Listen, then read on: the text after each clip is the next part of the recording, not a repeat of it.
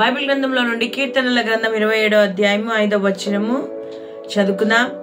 ఆపత్కాలమున ఆయన తన పర్ణశాలలో నన్ను దాచును, తన గుడారపు మాటున నన్ను దాచును, ఆశ్రయదుర్గము మీద ఆయన నన్ను ఎక్కించును. ఆపత్కాలమున ఆయన తన పర్ణశాలలో నన్ను దాచును. ఇక్కడ దావీదు భక్తుడు ఈ యొక్క కీర్తనను రాస్తూ ఉన్నాడు.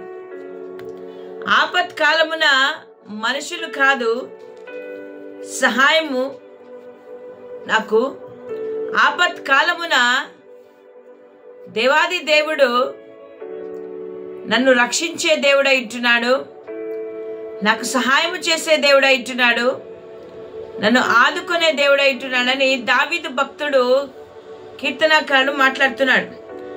ఆపత్కాలమున తన పర్ణశాలలో నన్ను దాచును, ఆయన తన నివాసములో తన గుడారములో నన్ను భద్రముగా కాపాడుతాడని, కష్ట సమయంలో దేవుడు తనను కాపాడుతాడని, సురక్షితమైన స్థలములో ఉంచుతాడని, దేవుని యందు భద్రత ఉందని దావీదు దేవుని సన్నిధిలో రక్షణ, కాపుదల, భద్రత ఉంది అని నమ్మకత్వాన్ని వ్యక్తం చేస్తూ ఉంటున్నాడు.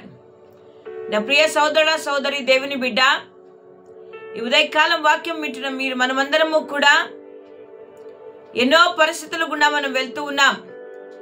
కష్ట సమయాలున్నాయి, దుఃఖ సమయాలున్నాయి, బలహీనతలున్నాయి, ఇబ్బందులు ఇరుకులున్నాయి. వీటన్నిటిలో కాపాడేవారు ఎవరైనా మనకున్నారా? మన మీద శత్రువులు లేచినప్పుడు ఎవరైనా మనకు తోడుగా ఉన్నారా? మనల్ని ఎవరైనా కాపాడతారా అని మనం ఆలోచన చేసినప్పుడు దావీదు భక్తుడు అన్న రీతిగా మరి కీర్తనల గ్రంథం 27వ అధ్యాయం 1వ వచనంలో ఆయన అంటాడు, యెహోవా నాకు వెలుగు రక్షణ అయి ఉన్నాడు, నేను ఎవరికి భయపడదును.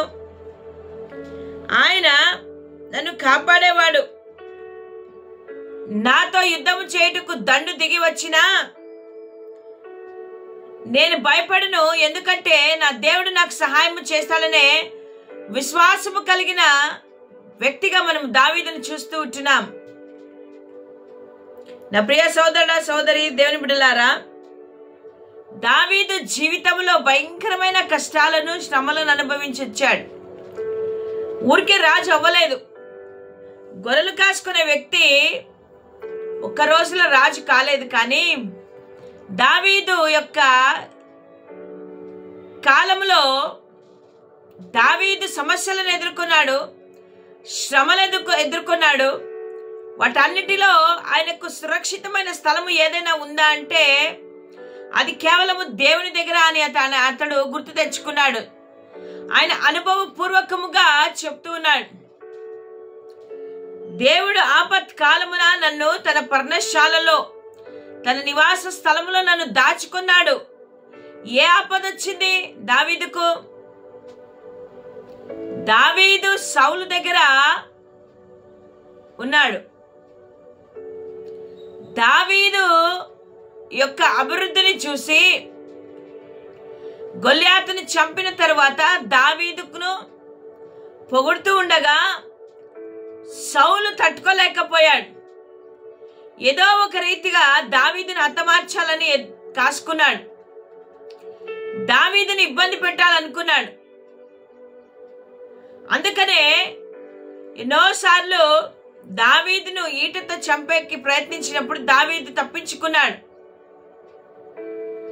ప్రతి సమయంలో శ్రమ కలిగింది, ఆపద వచ్చింది. ఆపదలన్నిటిలో కూడా మనుషులు ఎవరు దావీదుకు తోడు రాలేదు. కానీ దేవాది దేవుడు ఆ యొక్క దావీదును సౌలు చేతిలో నుండి తప్పిస్తూ కాపాడుతూ వచ్చాడు. అందుకే సౌలు యొక్క ఆ యొక్క ప్రాణహాని కలిగే సమయంలో దేవుడు దావీదును తప్పించాడు. కాబట్టే దావీదుకు తెలుసు దేవుడు ఏ రీతిగా అతన్ని రక్షించగలుగుతాడని. దావీదుకు నమ్మకం ఉంది దేవుడు తనను దాచుతాడని. దావీదుకు నమ్మకం ఉంది దేవుడు అతనికి తోడుగా ఉన్నాడని. అందుకే అంటాడు, ఆపత్కాలమున అపాయం వచ్చినప్పుడు ఆపద వచ్చినప్పుడు, కష్టం వచ్చినప్పుడు, శ్రమ వచ్చినప్పుడు మనుషులు కాదు, నా సోదరుడు నా సోదరి, బంధువులు కాదు, స్నేహితులు కాదు, నీ ఉద్యోగము కాదు, నీ సంపాదన కాదు, నీ ఆస్తి కాదు. ఆపత్ కాలం అనేది ప్రతి ఒక్కరికి వస్తుంది, ఆపద అనేది. అప్పుడు దేవుడు ఒకడే కాపాడగలడు అని దావీదు భక్తుడు మరొకసారి చెప్తున్నాడు. దావీదు తన జీవితంలో ఆపదలు వచ్చినప్పుడు అంతా కూడా దేవుడు తనని కాపాడుతూ వచ్చాడు. గొల్యాతును చంపడానికి వెళ్ళాడు, అది ఒక పెద్ద ఆపద, దానిలో నుంచి తప్పించాడు. ఒంటరిగా అడవిలో ఉన్నప్పుడు సింహము తన యొక్క మంద మీద మరి దాడి చేసినప్పుడు దేవుడు ఆపదలో దావీదుకు తోడుగా ఉండి కాపాడాడు. సౌలు యొక్క చేతిలో నుండి దావీదును దేవుడు కాపాడుతూ వచ్చాడు. ఈ ఉదయ కాలమున మనమందరము కూడా శ్రమలలో ఉన్నాం, ఇరుకులలో ఉన్నాం, ఇబ్బందుల్లో ఉన్నాం. ఆపద వస్తుంది.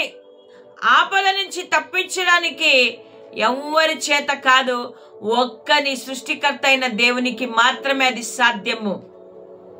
కాబట్టి ఉదయ కాలమున దావీదు ఎన్ని శ్రమలు వచ్చినా, ఎన్ని శోధనలు వచ్చినా, ఎన్ని బలహీనతలు వచ్చినా ఆయన ఒకటే నమ్మాడు, ఈ యొక్క సమస్యలన్నిటి మధ్యలో నన్ను కాపాడగలిగిన వాడు ఒక్కడే, ఆయన జీవము కలిగిన దేవుడు అని విశ్వాసం ఉంచుకున్నాడు, నమ్మాడు. ఈ ఉదయమున ఆపదల్లో నువ్వు దేవుని నమ్ముతున్నావా? ఆపదలో దేవుడు నన్ను రక్షిస్తాడు, సురక్షితంగా నన్ను ఉంచుతాడు, తన యొక్క ఆశ్రయములో నన్ను దాచుకుంటాడు, ఆయన నాకు తోడుగా ఉంటాడు, ఆయన నన్ను విడిపిస్తాడు, ఆయన నన్ను బలపరుస్తాడు, ఆయన నాకు ధైర్యమునిస్తాడు. అప్పులు అనే ఆపద వచ్చింది, రోగం అనే ఆపద వచ్చింది, శ్రమ అనే ఆపద వచ్చింది, బలహీనత అనే ఆపద వచ్చింది. ఈ ఆపదలన్నిటిలో ఎవరు కాదు, కానీ నీ సృష్టికర్త అయిన దేవుడే నిన్ను కాపాడగలుగుతాడు. ఆయన నిన్ను తన రెక్కల కింద దాచుకుంటాడు. కోడి తన రెక్కల కింద తన పిల్లలను ఏ రీతిగా దాచుకొని భద్రపరుస్తుందో, ఆపద వచ్చినప్పుడు, సాతాను శోధన తెచ్చినప్పుడు, సాతాను నీ మీద దాడి చేయాలనుకున్నప్పుడు ఆయన తన బలిష్టమైన రెక్కలతో నిన్ను కప్పుకొని నిన్ను కాపాడే దేవుడై ఉంటున్నాడు. మరి ఈరోజు ఉదయ కాలమున భయముతో ఎందుకున్నావు? ఆపద వచ్చిందని ఎందుకు ఆవేదన పడుతున్నావు? ఆపద ఉందని ఎందుకు బలహీనుడైపోతున్నావు? లేచి నిలబడు, ధైర్యం తెచ్చుకో. ఆపదలో ఉన్నప్పుడు ఆదుకునే దేవుడు మన దేవుడు. ఆపదలో ఉన్నప్పుడు ఆయన మనల్ని లేవనెత్తే దేవుడు. ఆపత్ కాలములో ఆయన నిన్ను తన పర్ణశాలలో దాచుకొని నీకు సురక్షితమైన జీవితాన్ని ఆయన ఇవ్వాలని ఇష్టపడుతూ ఉంటున్నాడు. మరి దావీదు నమ్మినట్టుగా నువ్వు నమ్ముతున్నావా? నా దేవుడు ఆపద నుండి, కీడు నుండి తప్పించేవాడని నువ్వు నమ్ముతున్నావా? సౌలు ఎన్నిసార్లు అతన్ని చంపాలని ప్రయత్నించినా దావీదును దేవుడు కాపాడుతూ వచ్చాడు. ఆయనతో ఉన్నవారు రాళ్లు నువ్వు చంపుదము రండి అనుకున్నప్పుడు కూడా దేవుడు అతన్ని తప్పించాడు, రక్షించాడు. దావీదు దేవుని మీద ఉన్న నమ్మకము, విశ్వాసము చూడగలుగుతున్నాం. ఈరోజు నువ్వు దేని మీద విశ్వాసం ఉంచుతున్నావు? ఆపత్ కాలమున ఆస్తి అక్కరకు రాదు, డబ్బు అక్కరకు రాదు, మనుషులు అక్కరకు రారు, కానీ జీవము కలిగిన దేవుడు ఒక్కడే ఆపత్ కాలమున నిన్ను తప్పించి రక్షించుటకు సమర్థుడై ఉంటున్నాడని ఈ ఉదయ కాలము దేవుడు మనల్ని మాట్లాడుతూ హెచ్చరిస్తూ ఉంటున్నాడు.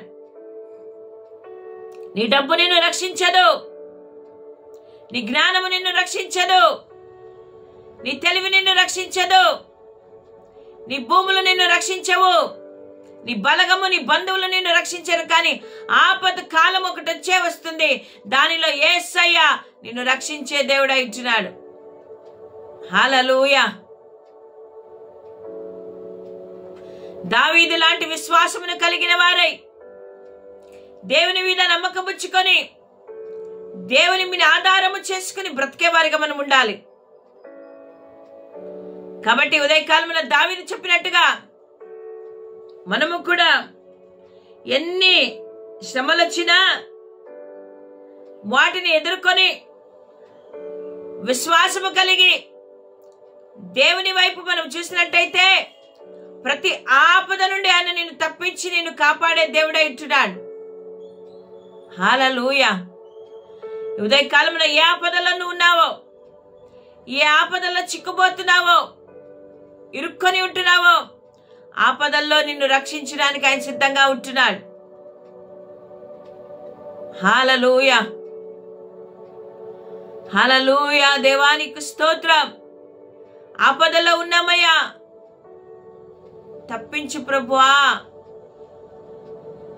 పౌలు భక్తుడు ఓడల్లో ప్రయాణమవుతున్నప్పుడు ఓడల్లో ఆపదలు కలిగాయి, కానీ దేవుడు అతన్ని రక్షించాడు. ఈరోజు నన్ను కూడా ఆపదల్లో ఆయన రక్షించి కాపాడుకునే దేవుడు. కాబట్టి ఆయన వైపు చూద్దామా? దేవా, నేను ఆపదల్లో ఉన్నానయ్యా, నన్ను రక్షించు. నిన్నే నేను నమ్ముకున్నానయ్యా, నాకు సహాయం చెయ్యి అని దేవుని అడుగుదామా? దేవుడు ఈ మాటలు మన వినికిలో దీవించి ఆస్వాదించునుగాక. ఆమేన్.